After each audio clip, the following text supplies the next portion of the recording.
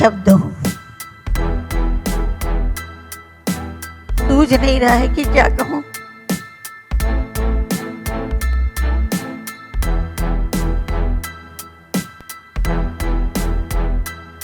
अपर्णा जी ने बहुत हौसला दिखाया, कहा, बात की मुझसे, उन्होंने कहा कि मैं ऐसा करना चाहती हूँ। मैं 12 वर्ष की थी तभी मुझ पे एसिड अटैक हो गया था, कुछ पारिवारिक कुछ व्यापारिक रंजिश के कारण। मला असं झालेलं की बापरे आपल्याला झेपेल की नाही, आणि कदाचित मला असं वाटतं की हा अपर्णा मॅमचा विश्वास आहे माझ्यावरचा की त्यांनी माझी निवड केली ह्या गोष्टीसाठी. आणि ऑफकोर्स शिवाली हे हास्य जत्रेमुळे मिळालेले नाव आहे मला, आणि आता मंगला हे अपर्णा मॅममुळे मिळणार आहे मला. क्या बात आहे. आणि पोटात गोळा आलाय खूप, कारण मी सुद्धा आज जो ट्रेलर लॉन्च होणार आहे तो पाहिला नाही आहे, पण मी खूप एक्सायटेड आहे. आणि मला सगळ्यात जास्त आनंद आज मंगला मॅमसाठी होतो आहे की सगळ्यांना आज कदाचित किंवा 17 तारखेला आपला सिनेमा रिलीज होतो तेव्हा कळणार आहे की काय स्टोरी आहे त्यांची, आणि ती प्ले करायला मला मिळाली. सो जबाबदारीचं काम होतं आणि खूप मजा आली, आणि काहीतरी ऑफकोर्स वेगळं करायला मिळालं आहे मला. आणि मी 100 नाही, 200 नाही, 1000% प्रयत्न केला आहे. आता ऑफकोर्स प्रेक्षकांवर आहे की ते त्यांना कसं वाटेल. वा, खूप छान. थँक्यू. अपर्णाताई ही अशी एक भूमिका आहे की ती सक्षम अभिनेत्रीच पेलू शकते, पण मुळातच हा इतका संवेदनशील विषय तुम्ही मांडताय त्यासाठी तुम्ही धाडसच केलं असं मी म्हणेन. एकदा जोरदार टाळ्या व्हायला पाहिजेत. मी तुम्हाला जो काही प्रश्न विचारतीये त्या चांगलं मराठी बोलतात, पण त्यांनी आता हिंदीमधनं उत्तर द्यावं अशी माझी इच्छा आहे, कारण मंगलाताईंना कळेल की तुमच्या भावना काय आहेत. So ma'am please. आप सबको नमस्कार. सर्वांना मनापूर्वक धन्यवाद, तुम्ही सर्व इथे आलात. मैम से मेरा ताल्लुकात कोई नया नहीं है, हम दोनों एक ही शहर से ताल्लुक़ रखते हैं, बनारस से. सुरों की नगरी है बनारस. और मैंने बचपन में मैम को कई बार गाते हुए सुना था, लेकिन कभी सोचा नहीं था कि ऐसा वक्त आएगा कि मैं मैम के साथ खड़ी हो पाऊँगी और उनके ऊपर कोई फिल्म बन पाएगी हमारे द्वारा.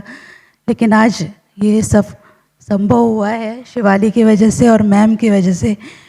मैम, आपने जो भी बर्दाश्त किया, जो भी आपकी लाइफ में हुआ, उसकी क्षतिपूर्ति हम नहीं कर सकते, ऑफकोर्स नहीं कर सकते, क्योंकि जो भी आपके साथ हुआ वो बहुत ही अकाल्पनिक था.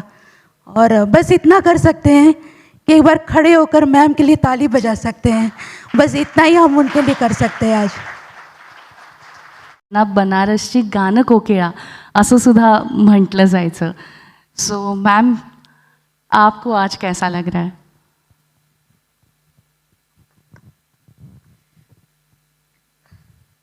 निशब्द हूँ, सूझ नहीं रहा है कि क्या कहूँ.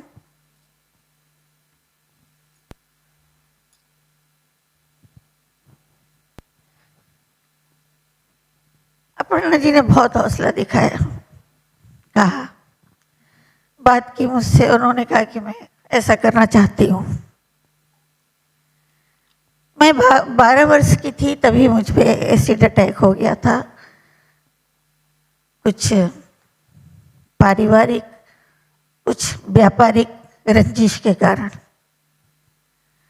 12 वर्ष की बच्ची, आप सोच सकते हैं, वो भी आज से करीब 55-58 साल पहले की बात है. तो उसके बाद का जो जीवन था, एक तो बचना ही नहीं था लेकिन बच गई. जीना था तो कुछ करना भी था, क्योंकि बैठे बैठे तो जिंदगी बीत नहीं सकती, वो किसी की भी हो. कुछ ना कुछ साहस करना पड़ता है. और मुझे लगता है कि मैंने अपनी क्षमता से बहुत ज़्यादा हिम्मत दिखाई और आगे बढ़ने की कोशिश की। पढ़ाई वगैरह छूट गई थी और अटैक के बाद करीब 6 साल लगातार मैं हॉस्पिटलाइज थी, जहाँ मेरे ही शरीर से बहुत सारे चमड़े निकाले जाते थे और मेरे चेहरे को दुरुस्त करने का काम डॉक्टर करते थे। ये चेहरा उस समय ऐसा नहीं था, ये बहुत विकृत हो गया था, जिसे कोई नहीं देख पाता था। बच्चे तो देख के दूर दूर से भाग जाते थे। मैं कुछ खा नहीं पाती थी, सो नहीं पाती थी, होंठ मेरे जल के लटक गए थे बिल्कुल, आंखें अपनी जगह से बहुत नीचे आ गई थी। उस पीड़ा को सहना एक छोटी बच्ची के लिए कैसा हो सकता है, ये आप सोच सकते हैं अच्छी तरह।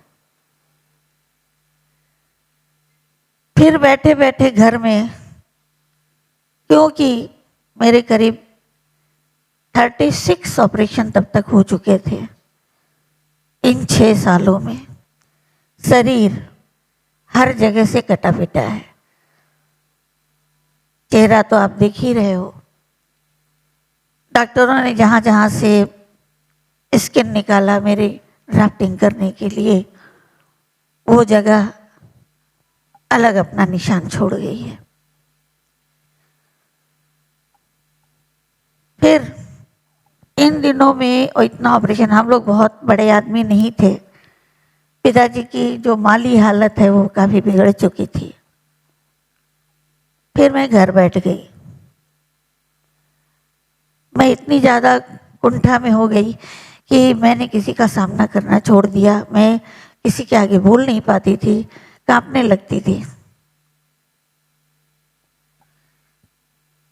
मेरे पेरेंट्स को नेचुरली जो होना चाहिए, उनको चिंता हो रही थी कि लड़की बच तो गई है, लेकिन इसका जीवन कैसे चलेगा। पढ़ने के लिए डाला, प्राइवेट पढ़ी, अच्छा खासा पढ़ी, और जब सेंटर पे एग्जाम देने गई, पेपर मेरे सामने आया तो मुझे लगा मैंने तो कुछ पढ़ा ही नहीं है। क्यों? क्योंकि वहाँ जितनी लड़कियां थी, जो लोग थे, मुझे देख के हंसने लगे थे। मुझे कमेंट्स मिलते थे अच्छे अच्छे, देखो नाक कट्टी जा रही है, देखो मुँह जली जा रही है, इसका चेहरा कैसा हो गया है। ये सब सुनना पड़ता था मुझे रास्तों में। पढ़ नहीं पाई, फिर घर आके बैठ गई। माता पिता और चिंतित हो गए। मेरा गला बचपन से अच्छा था, मैं गाती थी, अच्छा गा लेती थी। पिताजी ने सोचा कि इसको संगीत सिखाया जाए। डॉक्टरों ने कहा कि ये पागल हो जाएगी अगर ऐसी बंद रहेगी घर में तो मुझे संगीत सीखने के लिए वहीं पास में स्कूल था, वहाँ डाल दिया गया, सिर्फ इसलिए कि मैं अपने जीवन के बारे में थोड़ा उससे हट के कुछ करूं, कुछ गाऊं, संगीत में अपना मन लगा के जीने की कोशिश करूं। मेरा संगीत का सफ़र वहाँ से शुरू हुआ। मैं रोज आने जाने लगी। आने जाने से ये हुआ कि मेरी हिम्मत थोड़ी बनने लगी। और बहुत संक्षेप में बताऊंगी क्योंकि वो यात्रा बहुत कठिन थी। मैंने काशी हिंदू विश्वविद्यालय से बैचलर, मास्टर, जिसमें मेरा गोल्ड मेडल भी है, और बाद में पीएचडी भी किया। आप सभी जानते होंगे बनारस हिंदू यूनिवर्सिटी, बीएचयू के नाम से, मुझे लगता है सभी परिचित होंगे यहाँ। वहाँ पर पढ़ने के बाद मुझे स्टेज शो के लिए बहुत सारे ऑफर्स आने लगे और फिर मैं जगह जगह स्टेज शो करने लगी। जहाँ भी पहली बार चढ़ी, मेरे चेहरे को देख के बहुत नकारा गया, लेकिन आवाज़ सुनने के बाद सभी मेरे मुरीद होते चले गए और उससे मुझे बहुत नाम प्रसिद्धि मिली, संतुष्टि भी मिली साथ में कि नहीं, मैं कुछ तो कर ही सकती हूँ। मुझे बनारस की लता के अवार्ड से भी सम्मानित किया गया और ढेर सारे सम्मान मिलते गए और आज भी मिल रहे हैं। क्या बात आहे, मुझे मस्त, खूप खूप छान. आणि दो स्टेट लेवल के अवार्ड, एक नेशनल अवार्ड मोदी जी से, योगी जी से, राज्यपाल से, सभी मुझे सम्मानित कर चुके हैं। और फिर मैंने वहीं BHU में पढ़ाना शुरू किया, शिक्षण का कार्य किया और मेरे अंडर में फिर काफ़ी बच्चों ने PhD किया। और इस दौरान मैंने करीब 6 पुस्तकों का लेखन भी किया, जिसमें मेरी ऑटोबायोग्राफी जिसका नाम सीरत है। पता नहीं कैसे अपर्णा जी को वो सीरत से पता लगा या कैसे पता लगा। इनका फ़ोन आया एक दिन, दीदी मैं आपसे मिलना चाहती हूँ। मैंने कहा जरूर आप आइए, आपका स्वागत है। अपर्णा जी, आपको इस बारे में कुछ कहना है का? तुम्ही आता पिक्चरच बघायला सांगणार आहे आम्हाला, कसं म्हणजे तुम्ही सांगा. तुम्ही नाही, नाही, म्हणालात आता आता याच्या पुढे आम्ही पण- काहीच नाही सांगणार आहे. तुम्ही नक्की थिएटरमध्ये जा 17 तारखेला आणि Yes. चित्रपट बघा, म्हणजे आता पुढची स्टोरी तुम्हाला तिथून कळेल. Thank you so much. एकदा जोरदार टाळ्या यासाठी. सगळ्या प्रोड्युसर्सना मी विनंती करते की त्यांनी मंचावरती यायचं आहे. Yachana ji, Murali ji, Milind ji, Mohan ji, please please come up on the stage. बाद में मैं सबसे बात करने वाली हूँ, लेकिन पहले अभी ट्रेलर लॉन्च, क्योंकि आप सब लोग कब से बेकरार है, तुमची उत्सुकता शिगेला पोचली असेल, तेव्हा प्लीज सगळ्या प्रोड्युसर्सनी लवकर ट्रेलर लॉन्च आपण करूया. हां, इथेच आहे. सो एक असा होईल, मग तुम्ही सगळे उतरल्यावर पुन्हा एकदा आम्ही प्ले करणार आहोत. हो हो चाल, फक्त त्यांना हे करू दे, क्लिक करू दे, रिमोट प्लीज. खूप वेगळं वाटलं जेव्हा पहिल्याच वेळी ऐकलं तेव्हा, कारण माहिती नव्हती भारतातली ॲसिड अटॅक पहिलीच केस वगैरे. मला आणि शशांक दादांना तर खूप आनंद झाला, मला एक काहीतरी वेगळं करायला मिळतं. आणि ज्या मंगलाजींच्या ॲक्च्युअल आईवडिलांनी जे सहन केलं असेल, म्हणजे त्यांना सलाम आहे. आणि मंगलाजींची विल पॉवर, आपण म्हणतो ना, where there is a will there is a way, मंगलाताईंनी हे सिद्ध करून दाखवलं. खरंच मंगलाताई, तुमच्याबद्दल अत्यंत आदर आहे. खूप बरं वाटतं, प्राऊड फील होतं. आणि आमच्या शिवालीचं मला मनापासून कौतुक करावंसं वाटतं की बऱ्याच नायिका आपण बघतो, आधी मी किती सुंदर दिसते, मी किती मेकअपमध्ये छान दिसते हे बघत असतात. अशावेळी शिवालीनी जवळजवळ 90% फिल्ममध्ये तिचा असा मेकअप होता आणि त्या मुलींनी तो केला आणि 12-12 तास ती त्या मेकअपमध्ये असायची. त्यामुळे मी शिवालीचंही मनापासून अभिनंदन करते. आणि आमची डिरेक्टर अपर्णा होशिंग, खूपच मजा आली अपर्णाबरोबर काम करताना. एक तर लेडी डिरेक्टर म्हणून आमचा एक जरा असा हळवा कोपरा आणि खूप छान. आणि अरुण वर्माजींचं नाव घेईन, म्हणजे एक दोघांचं जे काही कॉम्बिनेशन होतं आमचे सिनेमॅटोग्राफर आणि अपर्णाचं, खूप मजा येत होती काम करायला. म्हणजे आम्ही सगळीच टीम इथे आज हजर आहोत. हे 2 आमची मुलं आहेत. शशांकजींबरोबर मी पहिल्यांदा काम केलं. खूप उत्तम अभिनेता, म्हणजे मी त्यांच्या फिल्म्स आधी पाहिल्या होत्या फेस्टिवलला किंवा मी ज्युरी असताना, पण मजा आली त्यांच्याबरोबर काम करताना. डॉक्टर सुनील, संजीवजी, तर असं एक सेटवरचं वातावरणच छान होतं. त्यामुळे मी एकदा एक वेगळी पर्वणी होती आमच्यासाठी की एक वेगळी फिल्म करायला मिळाली. आणि आता आम्ही जेव्हा वेगळ्या भूमिकांच्या शोधात असतो आणि असं काहीतरी मिळालं तर खूप समाधान मिळेल. किती छान, खूप छान. आणि आम्हाला आवडतं तुम्हाला बघायला. एकदा जोरदार टाळ्या अलकाजींसाठी. शशांक दादा, काय सांगाल? वेगळा लुक होता तुमचा. हो, वेगळा लुक होता. मग ते क्रेडिट खरं तर दिग्दर्शकांचंच आहे. त्यांनी सांगितलं होतं की नको मला हा लुक दाढीतला, आपण जरा वेगळं ट्राय करून बघूयात म्हणून. उत्सुकता 100% होतीच काम करायची. आणि मी पूर्वी पुस्तक वाचलेलं होतं, मॅडमचं जे पुस्तक आहे ना सीरत, हे पुस्तक पूर्वी मी वाचलेलं होतं. आणि कर्मधर्म संयोगाने ज्या वेळेला मला अपर्णा मॅमचा फोन आला, त्यावेळेला मी म्हटलं अरे ह्या अर्थाचं मी काहीतरी वाचलेलं आहे, मग कुठेतरी पूर्वी वाचून गेलेलं आहे. आणि मी म्हटलं मला जरा संदर्भ बघावे लागतील, म्हणून मी बघितलं तर म्हटलं अरे हेच आहे. मग मॅडम बरोबर ज्या वेळेला बोलणं झालं त्यावेळेला माझ्या लक्षात आलं की अरे करूयात. आणि काही काही गोष्टी ज्या असतात ना त्या देणं म्हणून आपण करायच्या असतात त्या. म्हणजे बनारस ही सुरांची नगरी आहे, पण तिथेही काही असुर असे जन्माला आलेलेच होते की ज्यांच्या हातनं ह्या पद्धतीचं कृत्य घडलेलं होतं. आणि मला त्यांच्याबद्दलचं एक असं वाटलं की मनात कुठल्याही पद्धतीचा समाजाविषयीचा कडवटपणा न घेता आयुष्य काढणं ही खरंच खूप मोठी गोष्ट होती आणि त्यांनी ती केली गोष्ट.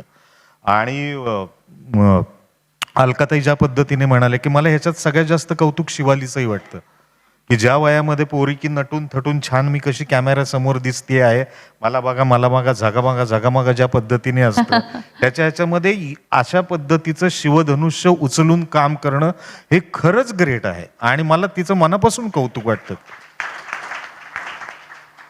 आणि अलकाताईंविषयी म्हणजे इतक्या फिल्म्स केल्यानंतर आमच्या सगळ्यांबरोबर फिल्म करताना आमच्यातलंच एक होऊन म्हणजे कुठल्याही पद्धतीचा स्टारडम वागण्यात न आणता एक फॅमिली म्हणून काम करणं ही खरंच खरंच लोकांनी शिकण्यासारखी गोष्ट आहे की इतकं काम केल्यानंतर जो म्हणजे मेणवलीच्या घाटावरती पहिला सिक्वेन्स होता आमचा आणि मी बघत होतो की ज्या वेळेला शूटला चाललेलं होतं मग अगोदर जाऊन बसलो होतो, अलकाताई येत होत्या तिथून आणि तिथे येत ना काही ट्रिप आलेल्या होत्या लोकांच्या आणि अलकाताईंना बघितल्यानंतरच्या ज्या रिॲक्शन होत्या ना लोकांच्या, म्हटलं अरे बाप रे. मग एक सिरियल केल्यानंतर सेल्फी म्हणत फिरणारी जी माणसं आणि त्याचबरोबरीने इतकी वर्ष सातत्यानं काम करून लोकांच्या मध्ये जाऊन काम करून आणि त्यांच्यामध्ये क्रेज असलेली आणि तरी डाऊन टू अर्थ असलेली एक कलाकार मला अत्यंत आदर होता आणि मला मनापासून मजा आली अलकाताई काम करता. थँक्यू. आणि अरुण सर थँक्स, सगळ्यांना अत्यंत छान अरुण सरांना दाखवलं. जरा आपण बोलूया स्टेजवरती. तुम्ही अगदी Arunji please come up on the stage. मी वेळेअभावी सगळ्यांना बोलायची संधी देत नाहीये याबद्दल मला माफ करा, कारण पण प्रतिनिधित्व तुम्ही दोघांनी केलंय या सगळ्यांच्या वतीने असं मी म्हणेन. अरुणजींसाठी एकदा जोरदार टाळ्या व्हायला पाहिजे. आणि ते कुठेही मेकअप वाटत नाहीये हे तुम्ही नोटीस केलं असेल की ते इतकं नॅचरल आणि रिअल वाटतंय. सो मेकअपमन आणि अर्थात Cinematographer आणि makeup man दोघांचंही कौशल्य. हे कौशल्य आहे. तेव्हा थँक्यू सो मच, खूप खूप धन्यवाद. पुढच्या सेगमेंटकडे वळूया. धन्यवाद. Yes thank you. Thanks yes. I want to know फक्त आणि फक्त एंटरटेनमेंट कोणाचं डोकं आहे? हम सॉरी Yes. हम फक्त नहीं फक्त बाद में बनाया, पहले ये स्टोरी सुना. ये स्टोरी सुनने के बाद फिर सौरभ ने हमको स्टोरी सुना. कहीं बैठे थे सर के ऑफिस में बैठे थे, थोडं पुढे या सर, मुरली सर के ऑफिस में बैठे थे. पुढे या पुढे. तो आगे आइए please centre so we can get a nice shot. Yes. तो सौरभ ने हमको स्टोरी पहले सुनाया. हाँ हमारा कोई मूड नहीं था, पर स्टोरी सुनने के बाद हम तीनों रो पड़े. उसके बाद हमने बोला कि अभी फक्त नहीं फक्त बनाएंगे. ओहो, तो ये पहला मूवी होगा कि पहले स्टोरी सुना फिर प्रोडक्शन कंपनी चालू की. क्या बात है. एकदा जोरदार टाळ्या व्हायला पाहिजेत. बहुत कम Marathi producer, genuine Marathi producers, and we are happy to have you. की एक अजून छान आपल्याला अशी फळी मिळाली आहे, त्यासाठी जोरदार टाळ्या व्हायला पाहिजेत. और ज़्यादा से ज़्यादा मराठी पिक्चर बनाइए please. Thank you. Per I am amazed की आपने हिंदी कैसे नहीं किया, मराठी कसं काय केलं पहिलंच? What is it, how is it? It was purely because of the subject. ते सब्जेक्ट बघून आम्ही ते कंपनी फ्लोट केलं. आधी आमच्या मनावर असा होता की फक्त एंटरटेनमेंट असं पाहिजे होतं, ते सँक्शन नाही झालं. तरी फक्त आणि फक्त असं म्हणून कंपनी फ्लोट केलं. आणि मी आणि मिलिंद आणि मोहन सर त्यांचा आयडिया होता ही कंपनी फ्लोट करायला. आणि हे टॉपिक आणि अपर्णा जी आमच्या पण friend come gym partner, so she gave us the line on the story and there from there on it took on. So it was not. हम लोग पहले बोला है कि कमर्शियल नहीं, ये मूवी बनाएंगे हम. क्या बात मतलब है, पैसा बाद में कमाएंगे लेकिन ये मूवी बनाएंगे. क्या बात तो आहे, सर ने क्या बोला बात आहे. आणि फक्त जिम मध्ये 250 किलो उचलत नाहीत तर त्या सितार वादक सुद्धा आहेत आणि पंडित निलाद्री कुमार यांच्या त्या शिष्य आहेत, उत्तम वाजवतात, त्या एक आर्टिस्ट सुद्धा आहेत. हे नमूद करायलाच पाहिजे होतं मला. Yes. Yes. मिलिंदजी, yes, now what do you think about the trailer? So basically, one of the most interesting things in this whole movie was, or the press release was, we were looking around. We were trying to get celebrities, looking around for celebrities. Okay, looking for guest of honor. And then we just realized, who better than Mangala ji as the guest of honor? क्या बात है. So then we stepped back and we said, no more hunting around for guest of honor. And then we said, okay, chief guest, the next door neighbor, Milinji, from the Anand Milin fame, who came a step ahead and said, guys, we are there for you. Okay, and then Meghna ji, अरे one of the world's most famous voiceover artists. Thank you. She said, I am there here. Thank you Alkatai, thank you. So she said, I am there here. And then we got Harshad Chopra, one of the most famous TV serial artists. Harshad ji please stage पे आइए. Harshad ji. So he stepped in. He said, I am there here. So it's like, I don't know, Fakta ni Fakta. It's like friends and friends. It became like it's all entirely with friends and associates. This movie has come up. Not only friends but you have lot of well wishers, Thanks so much. है ना. Yes. तो मुझे लगता है हर्षद. कि आज उनको भी बुलाते हैं. Actually, And Aparna ji, M3. please. Mohan, Murli and Milin. Oh wow क्या बात है.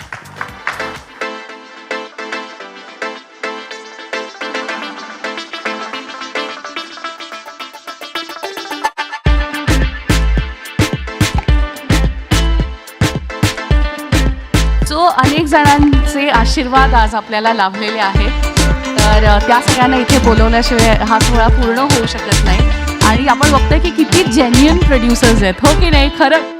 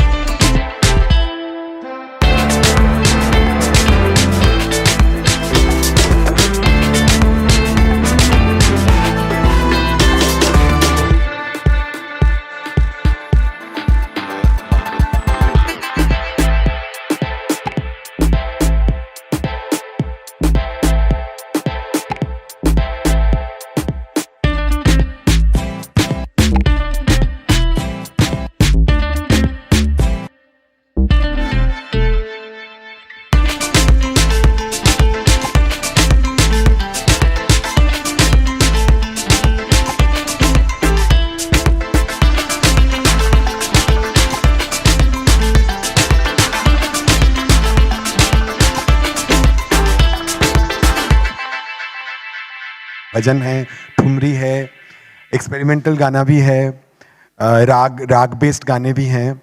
तो मुझे तो बहुत मज़ा आया. और विकास साटम इन्होंने मराठी में सारा लिरिक्स लिखा है और अनूप ने सब कुछ प्रोड्यूस किया है. And the entire background music has been done by Anup. And Ronkini is the voice of Mangala. Ronkini is by profession a pure classical artist. She 90% I would say she sings classical concerts, but इस फिल्म के लिए उसने बहुत अच्छे से सारे गाने गाए हैं. In fact, she is also a guest composer in this movie because there are lots of bandishes, her own compositions जो उन्होंने खुद गाए हैं. और निहार obviously has sung the bhajan beautifully. There's a motivational song also. Nihar has sung very beautifully. I'm thankful to everybody. आप लोगों को कुछ बोलना है? I am very grateful की एवढा गंभीर विषय आहे त्याचा मी छोटासा पार्ट बनू शकलो. आम्ही सगळे फॅमिली आहोत. आम्ही सगळे एकत्र खूप काम करतो आणि ही मूवी माझ्यासाठी खूप स्पेशल आहे कारण माझ्या बाबांबरोबरचा पहिला प्रोजेक्ट आहे हा. दुसरं मला हे सांगायचं आहे की रोंकिनी आणि शंतनू दोघेही नॉन महाराष्ट्रीयन असून सुद्धा त्यांनी मराठीमध्ये त्यांचं इमोशन्स एवढे सुंदरपणे एक्सप्रेस केलेत. त्याबद्दल मला खरंच प्राऊड वाटतं की त्यांच्याबरोबर काम करतोय. आणि अपर्णाजी आणि सौरभ सारखे म्हणजे त्यांनी आमच्यावरती पूर्ण विश्वास ठेवला, त्यासाठी खूप धन्यवाद. थँक्यू. Thank you so much. आणि आम्हाला आता या दोघांचा परफॉर्मन्स बघायला आवडेल. कोणाकोणाला बघायला आवडेल?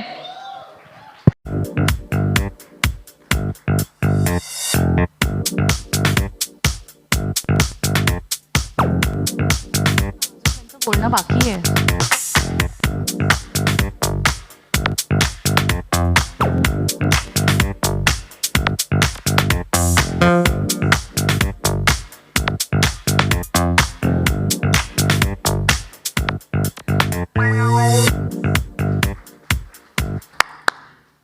Well, good evening, everyone.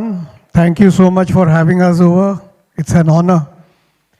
और मैं पूरी टीम को बहुत बहुत बधाई देना चाहता हूँ for coming up with such a wonderful and inspirational subject. और इंस्पिरेशन हमारे बीच में बैठी हैं. आपको हाथ जोड़ के नमस्कार. I wish you all the best and all the success. और अभी हमने कुछ बहुत खूबसूरत गाने सुने और बहुत ही खूबसूरत ट्रेलर देखा, तो really hats off. Sir, 2 lines आप दोनों की जो कोई भी मतलब कॉम्पोजिशन है वो हमें प्लीज सुननी है सर. Please please. और एक माइक प्लीज. मला असं वाटतं हा राजयोग आहे की आनंद मिलिंद ह्यांच्याकडनं त्यांचं गाणं ऐकायचं. एकदा जोरदार टाळ्या व्हायला पाहिजेत. आणि असं गोड प्लीज असं म्हटलं की ते शक्यतोवर नाही म्हणत नाही. येतेच आहे. जर 5 मिनिटात नाही आली तर आपण पुढे कंटिन्यू करूया, ठीक आहे? पण आपण थांबलोय तिच्यासाठी 5च मिनिटं. हां प्लीज रॉंकिनीजी. निहार, रॉंकिनी, दुसरं काही चालेल हा, म्हणजे तुमचं पर्सनल चालेल तुम्हाला. आपण फिल्मचंच गाणं गाऊया का? हो हो घे ना, कसंही. Your choice. आपण ह्याला EP लावू शकू का मोबाईलला? असं ती येईल थोड्या वेळाने जॉईन करेल. Please sir. म्युझिक.